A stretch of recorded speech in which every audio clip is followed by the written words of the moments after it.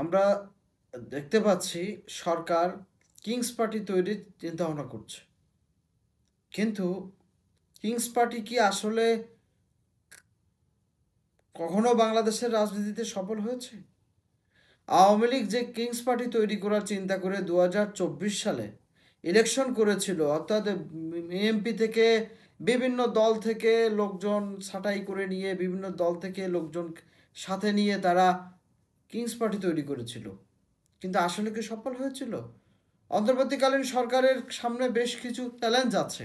যেমন, তারা যদি যারা অন্তর্বর্তীকালীন সরকারে আছেন এই মুহূর্তে, তাদের অনেকেই যদি রাজনীতিতে সক্রিয় না হন, তাহলে তাদের জন্য অনেক সমস্যা হতে পারে। আগামীর রাজনীতিতে বাংলাদেশের অবস্থান কোন দিকে যাবে সেটা নির্ভর করছে এই গণ অভ্যুত্থান পরবর্তী সময়ের যারা সরকারে এসেছেন তাদের উপরে অনেকটাই। কারণ তারা অনেক কাজে তাদের যে কাজ করার কথা ছিল, তারা সেই কাজ তারা সম্পূর্ণভাবে সেটাকে এফোর্ট দিতে পারেনি। ইতিমধ্যে সরকারের নামে বিভিন্ন বিতর্ক তৈরি হয়েছে। আইন শৃঙ্খলা রক্ষা বাহিনী থেকে শুরু করে আন্তর্জাতিক পরিমণ্ডলে ডক্টর মোহাম্মদ ইউনূসের অনেক জায়গায় সফলতার সংখ্যা অনেক কম।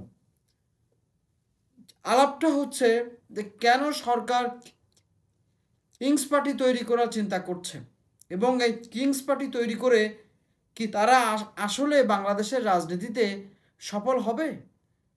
এবং আন্তর্জাতিকভাবে এই রাজনীতি দল যারা কিংস পার্টিতে, বিশেষ করে গণ অভ্যুত্থান পরবর্তী সময়ে ছাত্র বৈষম্য বিরোধী ছাত্র আন্দোলনের যারা সমন্বয়ক বা যারা মেইন স্ট্রিমে ছিলেন, তারা একটি রাজনৈতিক দল, বিশেষ করে একটি সচেতন নাগরিক ঐক্যের নামে, যে নাগরিক সমাজ বা যে নামেই আসুক না কেন, তারা যে রাজনৈতিক দল করতে চাচ্ছে, আসলে বাংলাদেশের জনগণ সেটাকে নিয়ে কতটুকু ভাবে?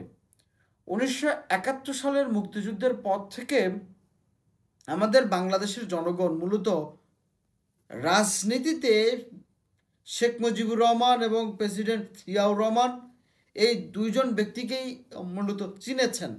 অন্য রাজনৈতিক দলগুলোর তেমন কোনো ভাবনা থাকলেও বাংলাদেশ জামাত ইসলামী এবং জাতীয় পার্টি অনেকটা সামনে এসেছে।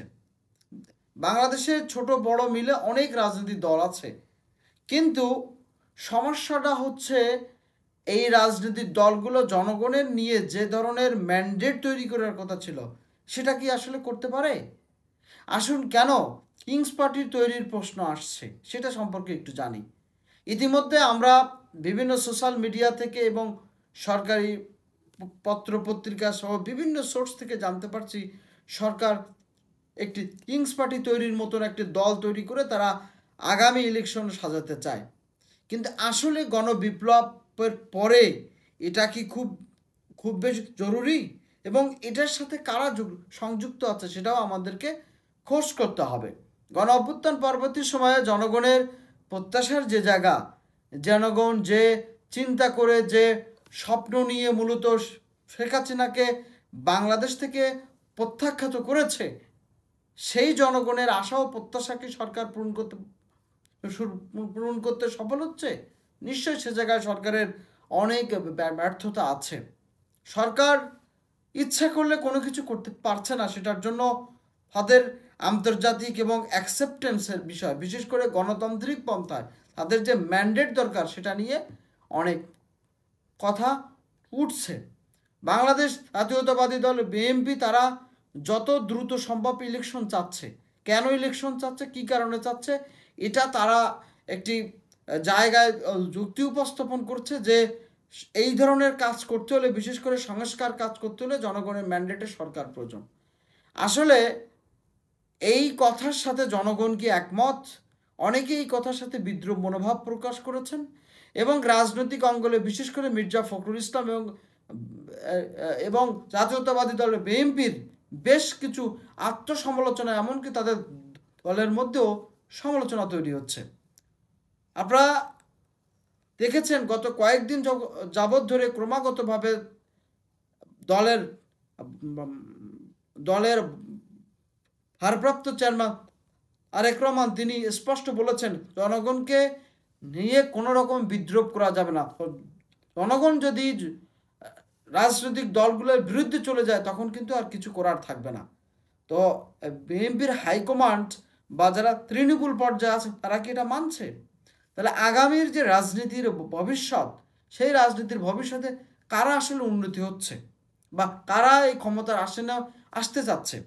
আমরা নিশ্চিতভাবে বলতে পারি আগামীতে বিএনপি ক্ষমতায় যাচ্ছে, কিন্তু প্রধান বিরোধী দল হিসেবে যদি জামাত ইসলাম আসনে চালকের আসনে থাকে তাহলে বাংলাদেশ জাতীয়তাবাদী দল বিএনপির জন্য সরকার পরিচালনা করা বেশ কষ্টকর হবে। কারণ শক্তিশালী বিরোধী দল গণতন্ত্রের একটি সুন্দর ডেকোরাম তৈরি করতে পারে এবং ছাত্রদল, যুবদল বিএনপির বিরুদ্ধে যে বিভিন্ন জায়গায় গণ অভ্যুত্থান পরবর্তী সময়ে জমি দখল, চাঁদাবাজ যে ঘটনাগুলো ঘটেছে, সে জায়গায় যদি জামাত ইসলাম ওয়েল অর্গানাইজড হিসাবে রাজনৈতিক দল হিসেবে যদি তারা বিরোধী দলে থাকে, সেক্ষেত্রে জাতীয়তাবাদী দল বিএনপির জন্য সরকার পরিচালনা করা অনেকটাই দুর্বোধ্য হয়ে যাবে।